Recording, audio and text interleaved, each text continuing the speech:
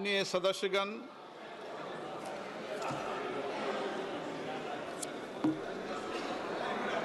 माननीय सदस्य अभय सिन्हा जी, आज तो फोटो खींच लिया है, आइंदा फोटो खींचा तो मुझे कार्रवाई करनी पड़ेगी।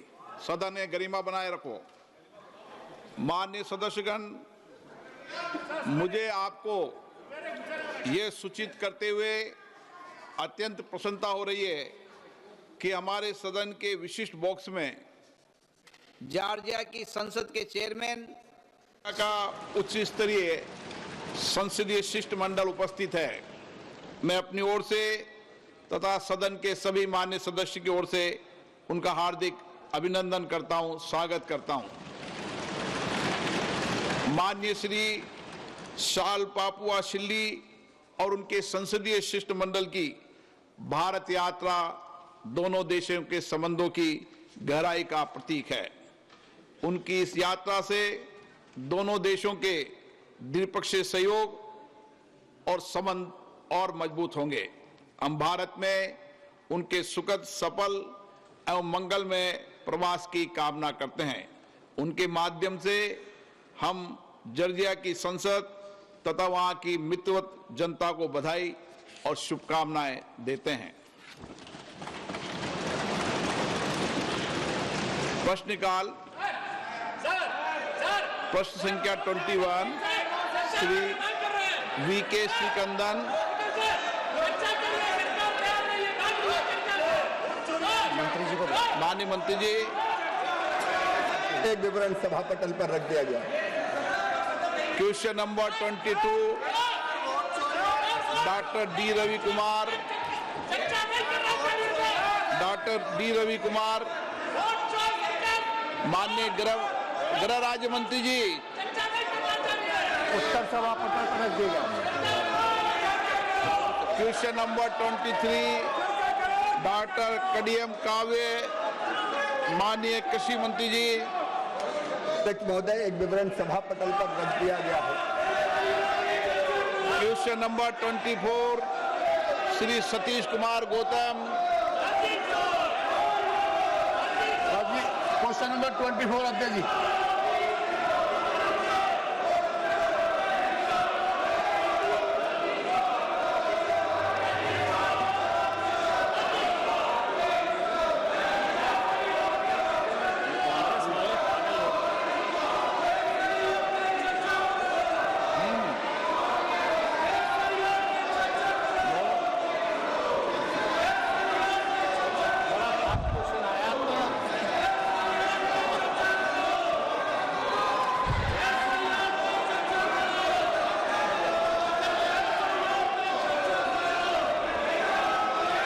सदन के पटल पे रखा है। माननीय अध्यक्ष जी, मैं आपके माध्यम से माननीय मंत्री जी से पूछना चाहता हूं, वर्तमान में उत्तर प्रदेश सरकार में सहकारिता क्षेत्र में मजबूत करने के लिए अनेक कदम उठाए गए हैं, जा रहे हैं। इसी क्रम में BBSL SSL के माध्यम से विभिन्न बीजों पर क्या काम चल रहा है? माननीय अध्यक्ष महोदय, हम सबको पता है कि देश में तकरीबन 8 लाख सहकारी संस्थाएं हैं और देश में उससे सीधे 30 करोड़ लोग सदस्य के तौर पर इस सहकारी संस्था से जुड़े हुए हैं। आज इस देश की 50% से ज़्यादा जनसंख्या ही सहकारिता से जुड़ी हुई है और इसको ही ध्यान में रखते हुए हमारे माननीय प्रधानमंत्री जी ने सहकार से समृद्धि की परिकल्पना को साकार करने के लिए नया सहकारिता मंत्रालय का निर्माण किया और पिछले 4 साल से माननीय गृह मंत्री एवं सहकारिता मंत्री अमित भाई के नेतृत्व में सहकारिता क्षेत्र में बड़ी क्रांति हो रही है और रोजगार निर्मित और ग्रामीण अर्थव्यवस्था सक्षम करने के लिए, मजबूत करने के लिए बहुत सारे क्रांतिकारी निर्णय लिए जा रहे हैं। बहुत सारी पहले लाई गई है, जैसे कि हम सबको पता है कि सहकारिता का मुख्य जो घटक है वो है पैक्स, और इसी पैक्स को सक्षम बनाने के लिए बहुत सारे कदम उठाए जा रहे हैं। उसमें 3 मल्टी स्टेट सोसाइटीज की स्थापना की गई, जिसमें कृषि उत्पाद के निर्यात को प्रोत्साहन देने के लिए NCL, जैविक उत्पादन को बढ़ावा देने के लिए NCOL, और इसी के साथ स्वदेशी बीज बैंक बनाने के लिए और पारंपरिक मीठे बीजों का संवर्धन और प्रसार के लिए BBSSL की स्थापना की गई। इसी प्रकार हमारे जो सदस्य उन्होंने ये सवाल पूछा है BBSSL के संदर्भ में कि उत्तर प्रदेश में आज BBSSL की क्या स्थिति है, तो मैं आपके माध्यम से उनको बताना चाहता हूँ कि आज उत्तर प्रदेश में लगभग 4200 सहकारी समितियाँ जो BBSSL की अभी सदस्य बनी है। उत्तर प्रदेश की विभिन्न जिलों में अनेक फसलों का बीज उत्पादन किया जा रहा है। उत्तर प्रदेश प्रादेशिक सहकारी फेडरेशन के साथ अन्य सदस्य सहकारी समितियों के माध्यम से उच्च गुणवत्ता वाले भारतीय बीज ब्रांड नाम से बीजों का व्यवसाय किया जा रहा है। इसके अलावा कई सहकारी समितियां उनके माध्यम से BBSSL उत्तर प्रदेश कृषि विभाग द्वारा प्राप्त डिमांड के हिसाब से बीजों का वितरण सीधे किसानों को कर रही है। इसी के साथ मूंगफली हो, गेहूं हो, मसूर हो, चना की फसलों का बीज भी राज्यों में उपलब्ध किया जा रहा है। अध्यक्ष जी, आज देश में BBSSL की कार्य पद्धति क्या है, पिछले 3 साल में संस्था ने क्या प्रगति की है और आगे आने वाले समय के लिए क्या लक्ष्य तय किया गया है? माननीय अध्यक्ष महोदय, आज पूरे देश में हमारा मंत्रालय भारत सरकार BBSSL के प्रचार और प्रसार के लिए कार्य कर रहा है। सभी राज्यों के सरकार को साथ लेकर हम इसको आगे लेके बढ़ रहे हैं। अब तक देश में 34 राज्यों और केंद्र शासित प्रदेशों ने कुल 33,750 सहकारी समितियां BBSSL की सदस्य बनी है। BBSSL ने भारत बीज के नाम से आज तक लगभग 154 करोड़ के रुपए के बीज बेचे हैं। 18 राज्यों ने BBSSL के साथ काम करने के लिए नोडल एजेंसी को नामित भी किया है, जिनमें से 8 राज्यों के साथ अभी MOU पे हस्ताक्षर भी किए गए हैं।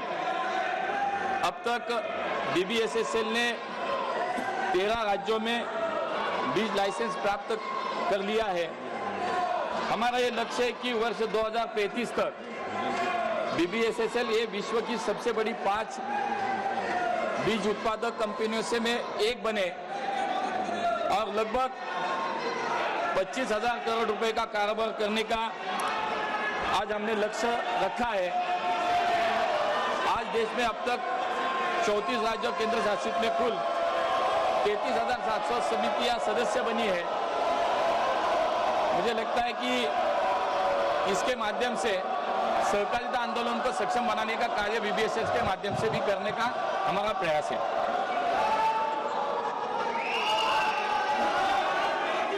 सौमित्र खान।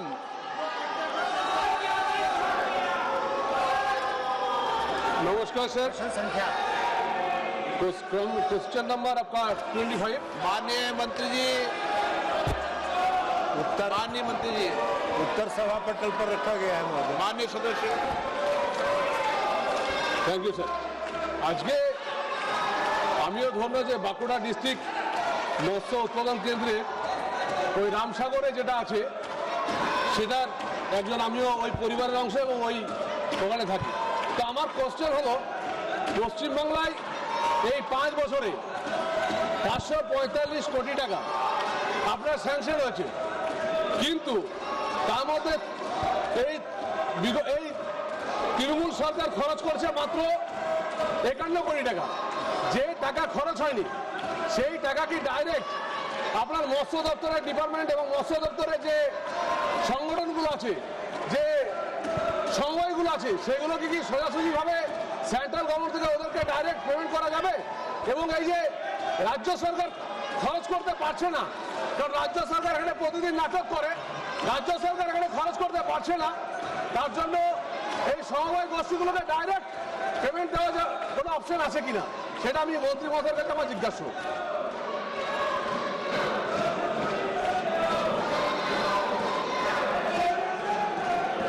সেটা আমার জিজ্ঞাসা, ডাইরেক্ট সমবায় সমিতিগুলোকে রাজ্য সরকার পেমেন্ট করতে পারবেন কিনা।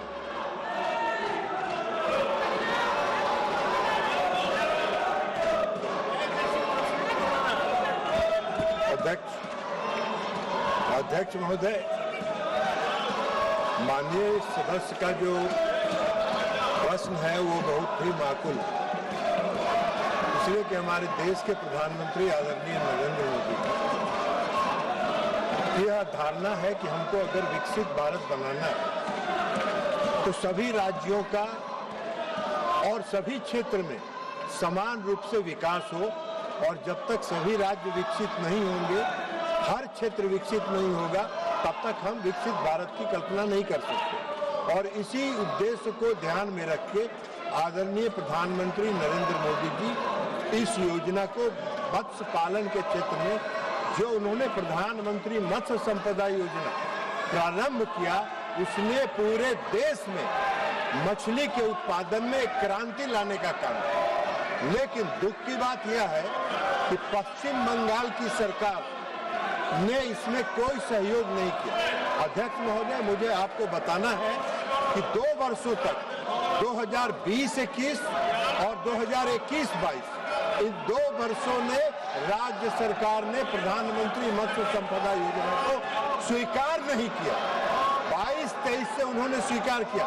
केंद्र सरकार ने पश्चिम बंगाल में जो प्रधानमंत्री मत्स्य संपदा योजना में खर्च का लक्ष्य रखा था 910 करोड़ रुपए, और उसके एवज में जब 22-23 से शुरू किया भाग लेना पश्चिम बंगाल सरकार ने, तो मात्र 221 करोड़ रुपए का ही प्रस्ताव वहां से प्राप्त हुआ, जिसमें आज तक जो राशि आवंटित की गई है केंद्रीय शेयर की 221 करोड़ रुपए, उसमें मात्र 114 करोड़ रुपया अब तक जारी किया है 221 करोड़ में, और मात्र 58.51 करोड़ पश्चिम बंगाल की सरकार ने खर्च किया है। 22-23 से आज तक जो पश्चिम बंगाल की सरकार का खर्च का जो रेशियो है वो मात्र 51%। अब अगर राज्य सरकार सहयोग नहीं करेगी तो फिर केंद्र सरकार कहीं पर नहीं है। मैंने स्वयं पश्चिम बंगाल में जाके इसकी समीक्षा किया 2 अगस्त को इसी वर्ष, और बहुत ही कनीय रैंक के अधिकारी आए जिनको कुछ पता नहीं था। जब मैंने पता किया तो मालूम हुआ कि उच्च स्तर पर निर्णय हुआ कि भारत सरकार की किसी बैठक में सबसे निम्न स्तर का अधिकारी जाएगा। यह है राज्य सरकार का सोच। तो इस देश को विकसित करने का प्रधानमंत्री मोदी जी का जो लक्ष्य है, उसमें राज्य सरकार जहां सहयोग नहीं कर रही है वहां कठिनाई हो रही है। हमारी जो योजना है वो हम राज्य सरकार के माध्यम से खर्च करते हैं, सीधे तौर पर सहयोग समिति को हम नहीं देते हैं।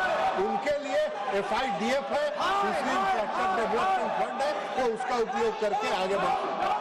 माननीय सदस्यगण, मैं पुनः आपसे आग्रह कर रहा हूं कि प्रश्नकाल महत्वपूर्ण है, आप सदन में भागीदारी निभाएं। माननीय सदस्यगण, मैं जिस तरीके का आचरण आपका देख रहा हूं संसद के अंदर, और कई माननीय सदस्य संसद के बाहर जिस भाषा का प्रयोग संसद के लिए कर रहे हैं, वह न संसद के लिए हित के लिए, न देश के हित लिए है। अगर उनके राजनीतिक दलों की यही परंपरा है तो देश देख रहा है संसद के अंदर विरोध असहमति लोकतंत्र में होती है, लेकिन मर्यादा बनाए, शालीनता बनाए और हमारे प्रयास से संसद की मर्यादा गरिमा ऊंची हो। मैं हमेशा हर मुद्दे पर, हर विषय पर आपको पर्याप्त समय, पर्याप्त अवसर देता हूं, लेकिन मेरा आपसे आग्रह है, दुनिया का सबसे बड़ा लोकतंत्र जो दुनिया के अंदर मार्गदर्शन देता है, हमारी संसद की मर्यादा परंपरा भी उच्च कोटि की होनी चाहिए और विशेष रूप से आपका व्यवहार और आचरण संसद की मर्यादाओं के अनुरूप हो, ये मेरा आपसे आग्रह है।